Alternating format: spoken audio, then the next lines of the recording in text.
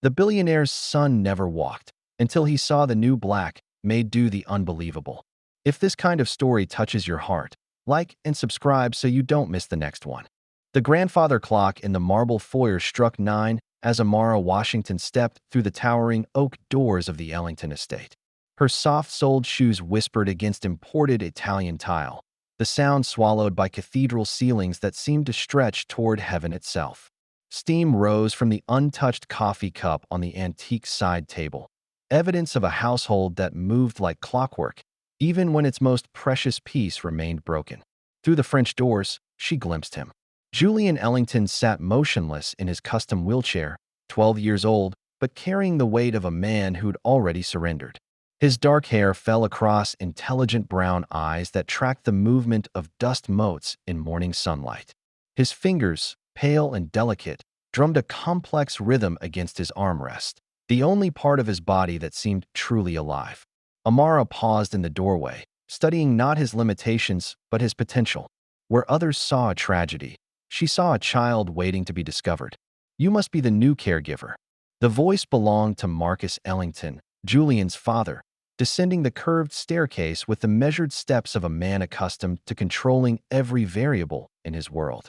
At 42, he wore wealth like armor, pressed shirt, Italian leather shoes, watch worth more than most people's cars. But his eyes held something money couldn't purchase, the exhaustion of a parent who'd tried everything and found it wanting. "I'm Amara Washington, Mr. Ellington. I'm here for Julian." Marcus studied her face, searching for the familiar mixture of pity and false optimism he'd grown to despise in caregivers. Instead, he found something unsettling, certainty, as if she already knew something about his son that he didn't. "He's challenging," Marcus warned, his voice dropping to a whisper. "The last 3 caregivers lasted 2 weeks combined. Julian doesn't warm to strangers.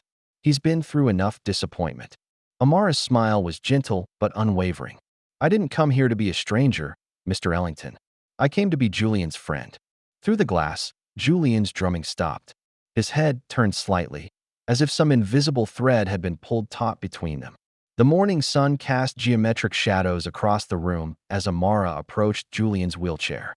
She moved slowly, deliberately, reading the subtle language of his posture, shoulders hunched defensively, hands gripping his armrests like anchors. Previous caregivers had made their first mistake here, talking to him from above, treating him like a patient rather than a person. Amara knelt, eye to eye. She studied his face with the patience of someone who understood that trust was earned in moments, not manufactured through professional smiles and cheerful greetings. "Julian," she said softly, her voice carrying the warmth of summer evenings and bedtime stories. "I'm Amara.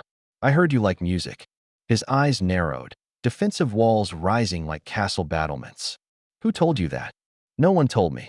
I could hear it in the way your fingers were moving, like you were playing piano on your chair."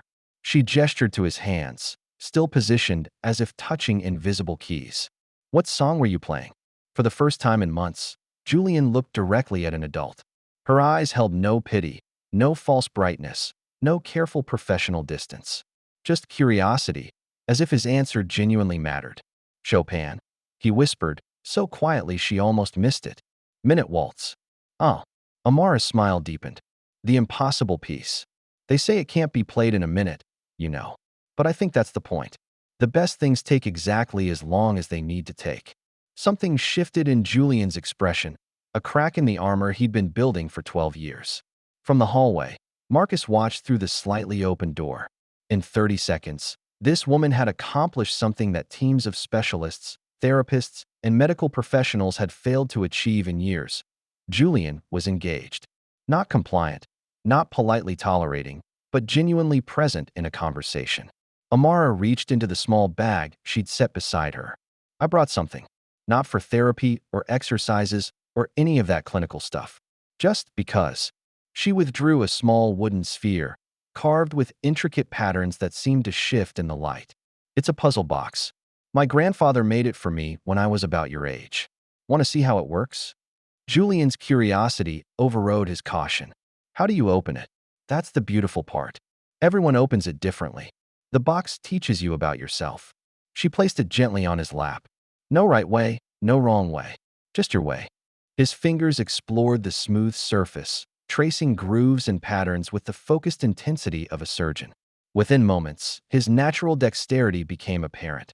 Hands that moved with precision, intelligence, and remarkable sensitivity to texture and resistance.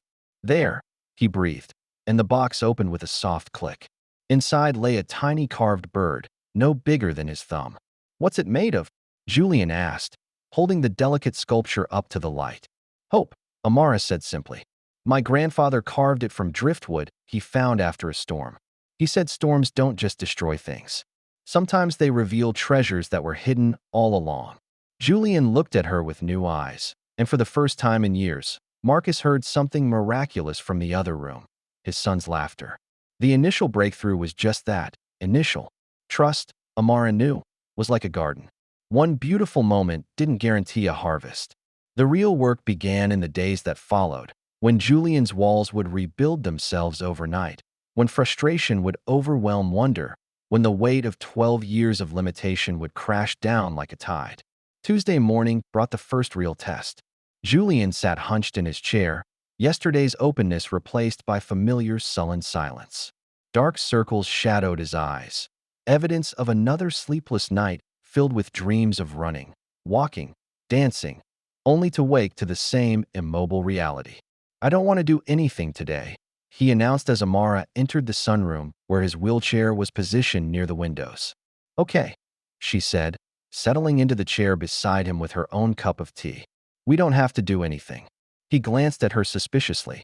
Previous caregivers had responded to his resistance with renewed enthusiasm, artificial cheerfulness, or gentle manipulation disguised as understanding. Amara simply sat, sipping her tea, watching the same birds outside the window that had captured his attention. 5 minutes passed in silence. Then 10. "Aren't you going to make me do exercises?" Julian finally asked, his voice carrying an edge of challenge. "Why would I make you do anything?" Amara responded calmly. "This is your time, Julian. You get to decide how we spend it. But you're being paid to help me walk. I'm being paid to spend time with you. Walking, not walking, sitting, talking, not talking. That's all up to you." Another silence, but this one felt different. Less defensive, more thoughtful. The other caregivers all had plans, Julian said eventually. Schedules and goals and charts showing my progress. Or lack of progress. Amara turned to face him fully. "What do you think about those plans?"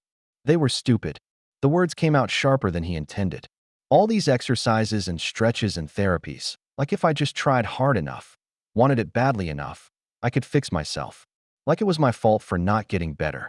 That sounds exhausting. It was. Julian's voice cracked slightly. Disappointing everyone all the time.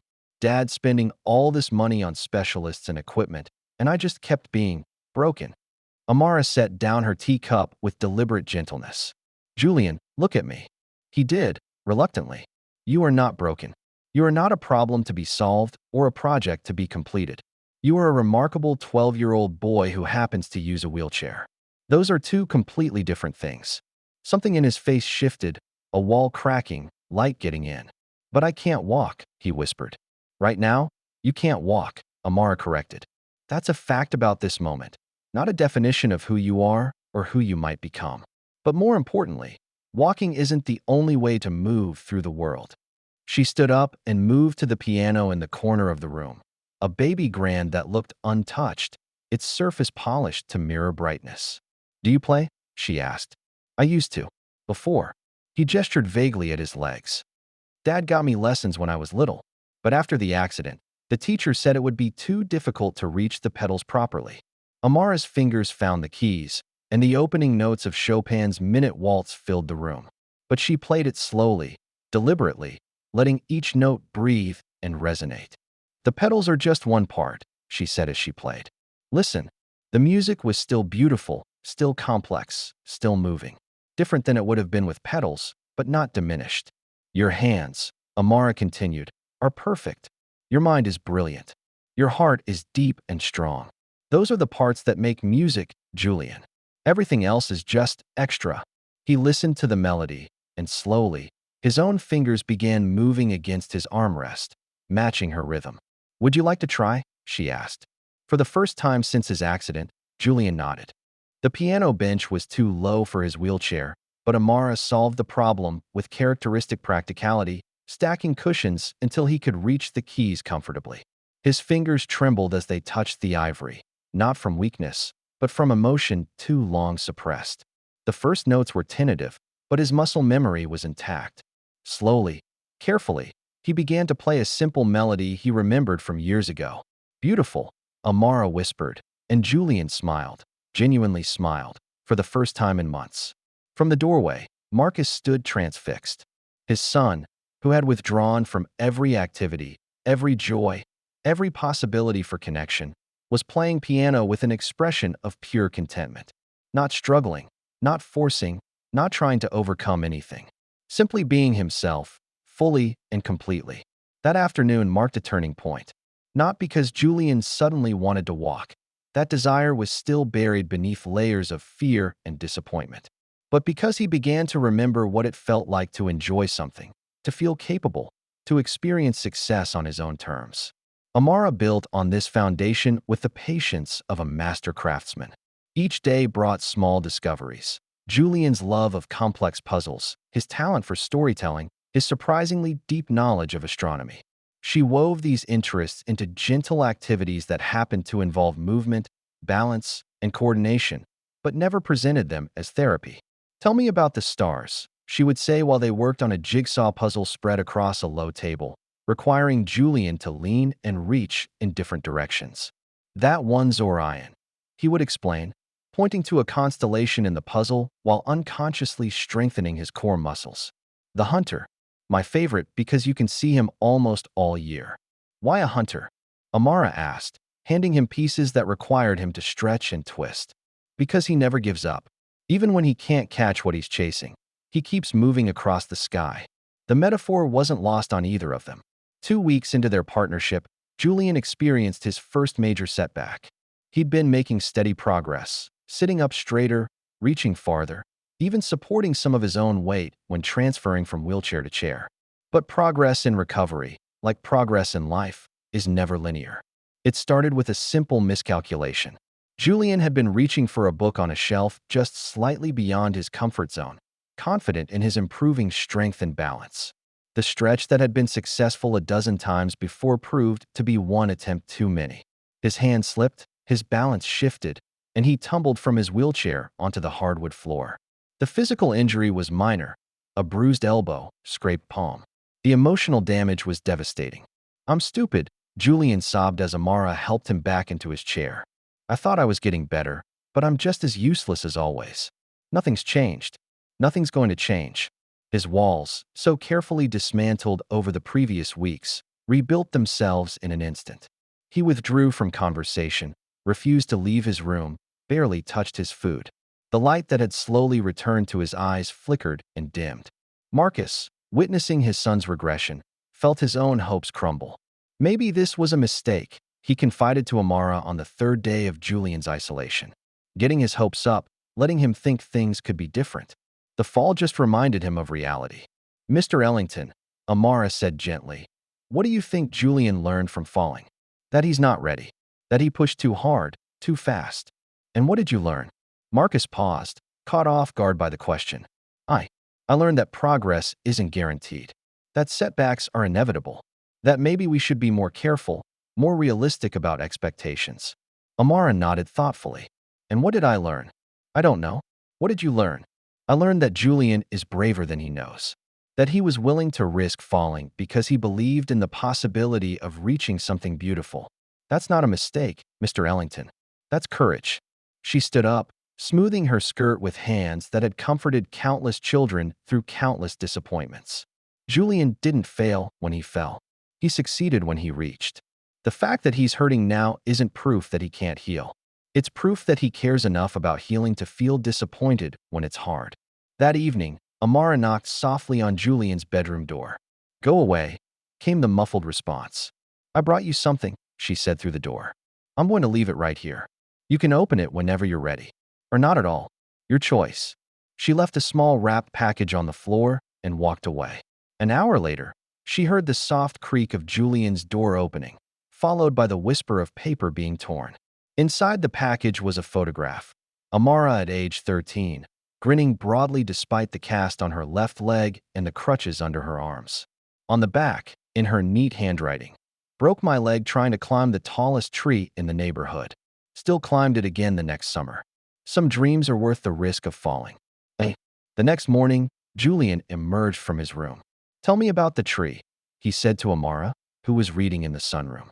It was a massive oak, she began, patting the chair beside her. Must have been 100 feet tall, with branches that spread out like arms welcoming the whole world. Recovery from the emotional fall took longer than healing from the physical one, but it was deeper and more meaningful. Julian's setback had forced him to confront his deepest fear, that trying and failing was worse than not trying at all. Working through this fear with Amara's guidance, he developed something more valuable than physical strength: emotional resilience. I want to try something, Julian announced one morning as they sat in the music room. 3 weeks had passed since his fall, and his confidence had gradually rebuilt itself on a more solid foundation. What did you have in mind? Amara asked. Standing. Just standing. Not walking. Not trying to prove anything. Just seeing what it feels like to be upright. Amara felt her heart skip, but her voice remained calm and supportive. That sounds like something worth exploring. How would you like to do it? With you, Julian said simply. I trust you. Those 3 words carried the weight of months of patient relationship building, of trust earned through consistency, of love demonstrated through acceptance rather than expectation. They moved to the physical therapy room that had been installed after Julian's accident, a space filled with equipment that had become symbols of failure rather than hope. But today, the parallel bars looked different. Less like instruments of torture, more like possibilities. Julian transferred to the exercise mat, his movements more confident than they'd been in years. Amara positioned herself beside him, not as a therapist with clinical objectives, but as a friend offering support. Remember, she said softly, this isn't about destination. It's about the journey. The only goal is to see what your body can do today, in this moment, without judgment. Julian nodded, placing his hands on the parallel bars. With Amara's hands gently supporting his torso, he began to shift his weight upward. The muscles in his legs, weakened by years of disuse but not completely atrophied, responded to his command. Slowly, shakily, but unmistakably, Julian rose. For 30 seconds, he stood. His legs trembled, his arms shook from the effort of supporting his weight, but he was vertical. He was upright. He was standing. How does it feel? Amara whispered. Julian's eyes filled with tears, but his voice was strong. Like coming home. When his strength gave out, and he settled back into his wheelchair, he wasn't disappointed. He was triumphant. Not because he had conquered his disability, but because he had faced his fear and discovered that his body was capable of more than he'd believed possible. From that day forward, their work together took on a new dimension. Not therapy disguised as play, but exploration guided by curiosity and supported by trust. Julian's strength improved incrementally, some days better than others, some days not at all. But his confidence grew steadily, built on a foundation of self-acceptance rather than the desperate need to be fixed. Marcus watched these transformations with wonder and growing admiration for the woman who had succeeded where expensive specialists had failed. Amara's approach wasn't revolutionary in its techniques. She used many of the same exercises and activities that previous caregivers had attempted. The difference was in her fundamental understanding of what Julian needed most: to be seen as a whole person, not a collection of limitations to be overcome. 6 weeks after Julian's first successful moment of standing, Amara suggested a new challenge. What would you think about trying to take a step? She asked during one of their afternoon sessions. Julian considered this carefully. The question would have terrified him months ago, but now it sparked curiosity rather than fear. One step, he asked. One step. Maybe 2 if it feels right. Maybe none if it doesn't. The only requirement is that we try it together. What if I fall again? Then we'll deal with falling together too. That's what friends do. Julian smiled, the bright, unguarded smile of a child who had remembered how to hope. They prepared carefully, setting up mats for safety, ensuring the parallel bars were properly adjusted, taking time for Julian to visualize success while accepting the possibility of setback. Amara's calm confidence was contagious. If she believed he could do this, maybe he could believe it too. with his hands gripping the bars and Amara's arms providing gentle support around his waist. Julian rose to standing position. This part had become familiar, almost routine. But what came next required a leap of faith that went far beyond physical mechanics. "I'm going to take one hand off the bar," Julian announced, his voice steady despite the magnitude of what he was attempting. "I've got you," Amara assured him. His left hand released its grip, and for a moment, he swayed slightly. But his balance held, supported by his right hand on the bar and Amara's steady presence beside him. "Now comes the hard part," he whispered. Julian shifted his weight to his right leg, a motion he hadn't attempted in over 4 years. His left foot, trembling but determined, lifted slightly off the ground. And then, with the concentrated focus of a master performer executing the most challenging passage of a symphony, he moved it forward. 6 inches. One step.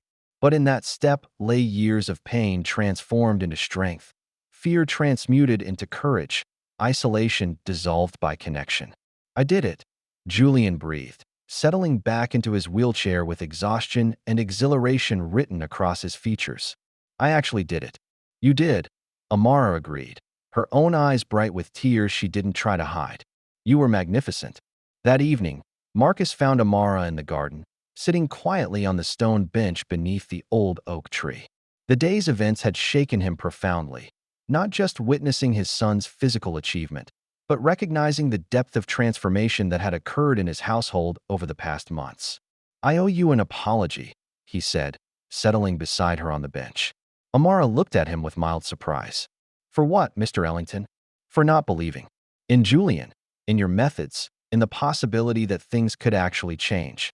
I spent so many years protecting him from disappointment that I forgot to leave room for hope."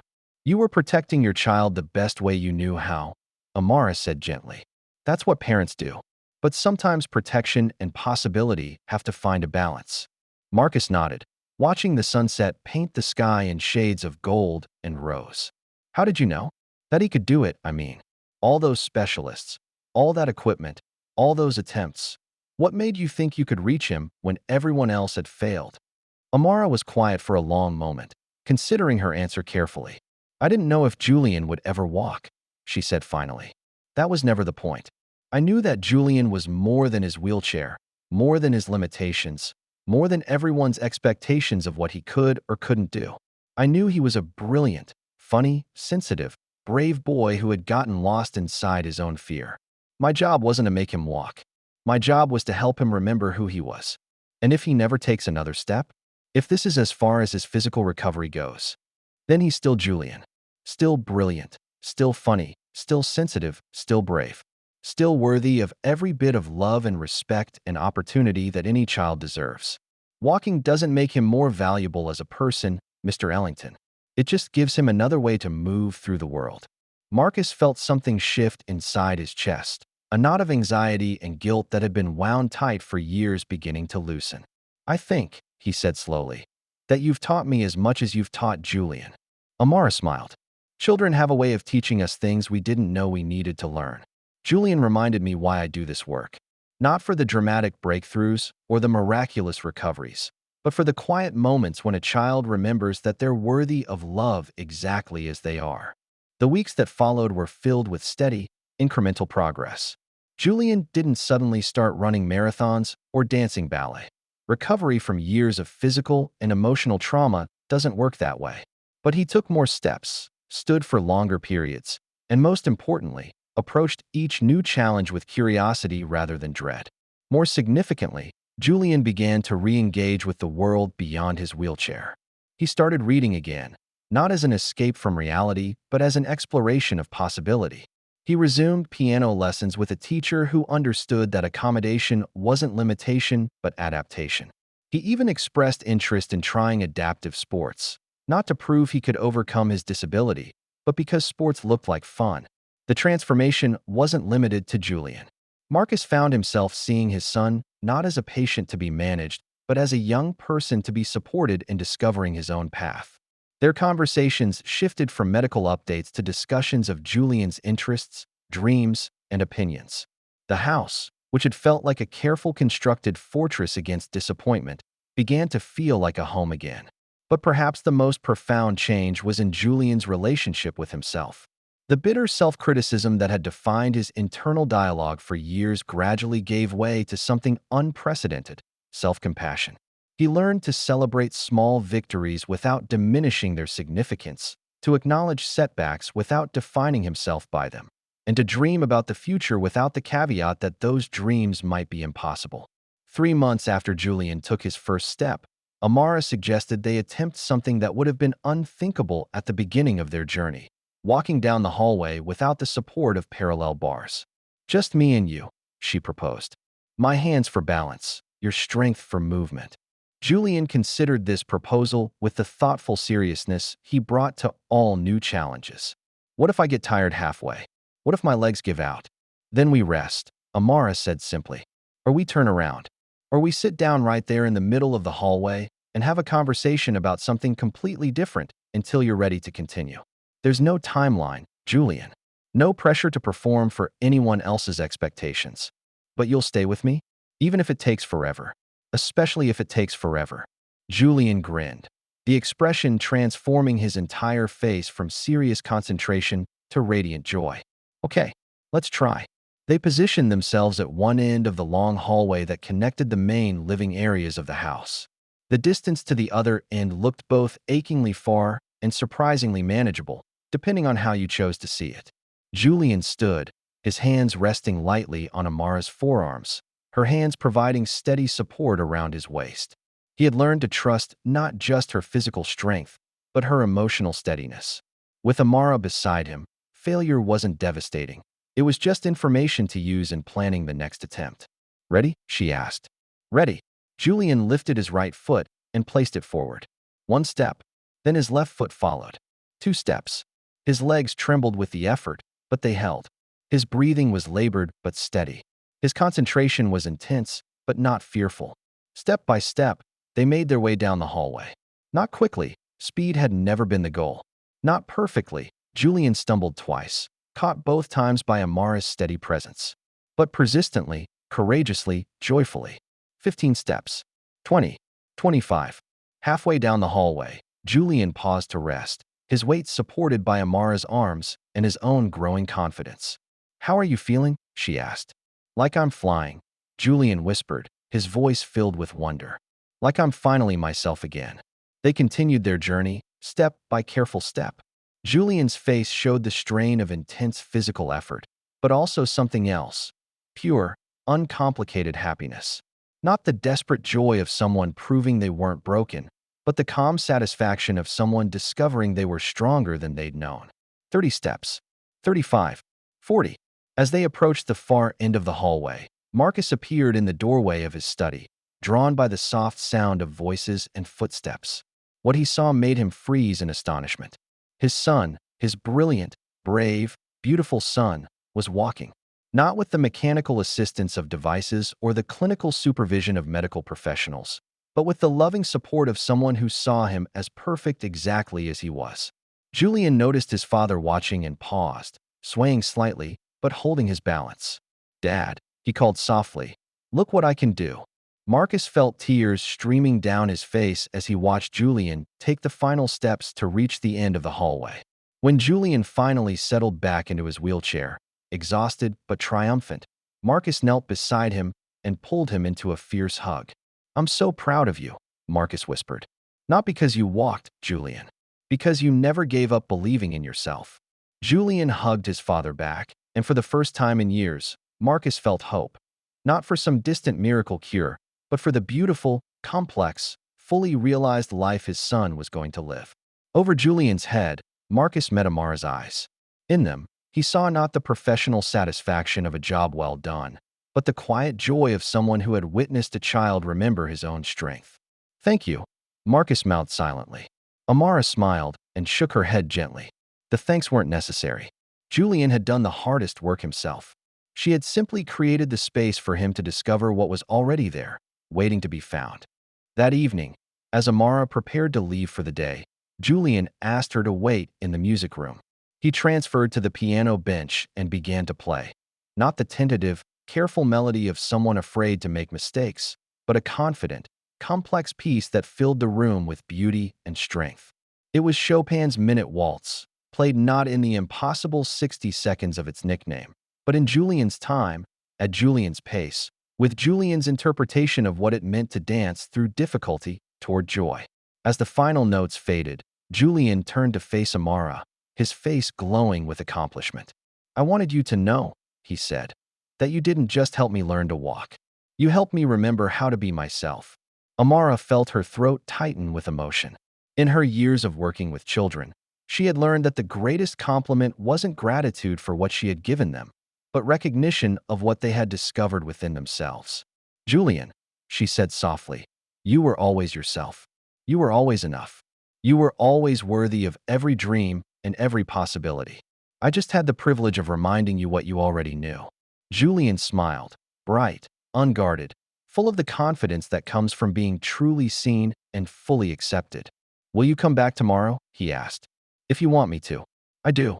We still have more music to play." As Amara gathered her things and prepared to leave, she paused in the doorway to look back at Julian, still sitting at the piano, his fingers finding new melodies in the gathering twilight. He was no longer the withdrawn, frightened child she had met months ago, nor was he defined by the steps he could now take or the distances he could walk. He was simply Julian, gifted, resilient, beloved, and free to write his own story in whatever way felt true to who he was becoming. Outside, Marcus walked Amara to her car, the evening air filled with the sound of Julian's piano drifting through open windows. "I know this might sound strange," Marcus said, "but I think Julian's accident, as terrible as it was, might have been a gift." Amara raised an eyebrow questioningly. "It forced us to discover what really matters," Marcus continued. "Not what Julian can't do, but who he is. Not what he's lost, but what he's found. Without the accident, he might never have learned to dig so deep, to find such strength, to appreciate each small victory with such gratitude." "Trauma can be a teacher," Amara agreed carefully, "but only when it's held in the context of love and support. Julian's strength didn't come from his accident, Mr. Ellington. It came from his decision to trust that healing was possible, even when it looked different than he'd imagined." Marcus nodded, understanding the distinction. "And that trust came from having someone believe in him when he couldn't believe in himself." "That trust came from Julian's own courage," Amara corrected gently. "I just provided a safe space for him to find it." As she drove away from the Ellington estate that evening, Amara reflected on the journey that had brought them all to this point. Julian would continue to face challenges, some physical, some emotional, all opportunities for growth and self-discovery. His walking might improve, or it might plateau, or it might regress during times of illness or stress. But none of that would diminish who he was or limit what he could accomplish. More importantly, Julian had learned the most valuable lesson of all, that his worth wasn't conditional on his abilities, his progress, or anyone else's expectations. He was valuable simply because he existed, complicated and magnificent and perfectly himself. The next morning brought new possibilities, as mornings always do. Julian woke early, transferred to his wheelchair with practiced ease, and made his way to the music room where Amara would arrive to find him playing a song he'd composed overnight. A melody that somehow captured the feeling of taking your first step, not toward some distant destination, but toward the fullness of who you've always been. In the kitchen, Marcus prepared breakfast while listening to his son's music fill their home with joy. The sound was better than any symphony, more moving than any masterpiece, because it was the expression of a child who had remembered how to hope. And in that moment, surrounded by music and morning light and the infinite possibilities that each new day offered, the Ellington house was finally complete. Not because anyone had been fixed or cured or made to conform to external expectations, but because everyone within its walls had learned to see themselves and each other with eyes of love. Julian's story wasn't ending, it was just beginning. But the foundation had been laid. A foundation built not on the fragile ground of physical perfection, but on the solid rock of self-acceptance, genuine connection, and the unshakable truth that every person, regardless of their challenges or limitations, deserves to be loved exactly as they are. As Amara pulled into the circular driveway that had become as familiar as her own home, she smiled at the sound of piano music welcoming her arrival. Today would bring new challenges, new discoveries, new opportunities for Julian to explore the boundaries of what was possible for him. But it would also bring the quiet satisfaction of knowing that the most important work had already been accomplished. Julian had remembered who he was, and that, more than any number of steps he might take, was the true miracle. The grandfather clock in the foyer struck 9 as it had every morning for months. But today its chime seemed to carry a different message. Not the marking of time passing, but the celebration of time well spent. Not the measurement of progress towards some external goal, but the acknowledgement of growth that came from within. In the music room, Julian played his new composition with hands that had never forgotten their strength, supported by legs that had remembered their purpose, guided by a heart that had learned to trust in its own resilience. And Amara listened, knowing that the greatest privilege of her profession wasn't helping children overcome their limitations, but witnessing them discover that they had never been limited at all, only waiting for someone to see them clearly enough to reflect back their own magnificent truth.